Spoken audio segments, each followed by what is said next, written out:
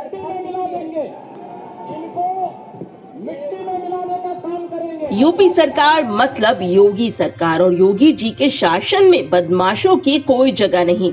कुछ दिन पहले ही सदन के पटल पर ताल ठोककर प्रदेश के मुखिया ने माफिया को मिट्टी में मिलाने की बात कही थी, और अब कुछ ऐसा ही हो गया है। इस माफिया को मिट्टी में मिला देंगे।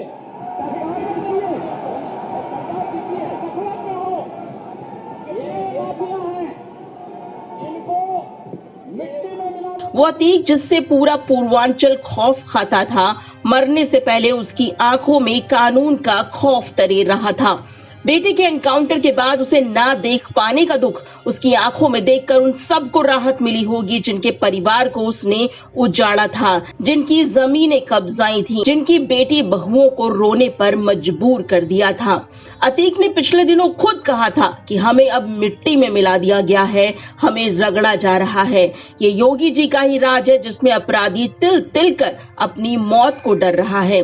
साबरमती जेल से प्रयागराज जाते हुए अतीक की धड़कनें बढ़ी हुई थी। वो माफिया जिसकी तूती बोला करती थी, अब वो दुनिया से रुखसत हो चुका है। शनिवार 15 अप्रैल की रात अतीक और उसके भाई अशरफ की गोली मारकर हत्या कर दी गई, वो भी सरेआम, सबके सामने। पहले बेटा, फिर अतीक और उसका भाई। प्रदेश के माफिया का नामो निशान मिटा दिया गया है। प्रदेश में कानून व्यवस्था अब अलर्ट पर है। योगी सरकार सवालों में जरूर है, लेकिन कानून से ऊपर सरकार के लिए कोई नहीं। अतीक इलाहाबाद में ही जन्मा था। 1962 में गरीब परिवार में जन्मा अतीक 17 साल की उम्र में जुर्म की दुनिया में कदम रख चुका था। 21 से 22 साल की उम्र तक तो वो एक बड़ा गुंडा बन गया। 1986 में उसे सियासत का चस्का चढ़ा और 89 में उसने टिकट का जुगाड़ भी कर लिया। हैरत की बात यह है कि अतीक चुनाव जीत भी गया। अतीक इलाहाबाद पश्चिम से 5 बार लगातार विधायक बना था। 2004 में फूलपुर से लोकसभा की सीट भी जीती और सांसद बन गया, लेकिन इलाहाबाद पश्चिम सीट जो कि खाली हुई थी, उसने वहां से अपने भाई अशरफ को टिकट दिलवाया। हालांकि अशरफ बसपा के राजूपाल से हार गया था।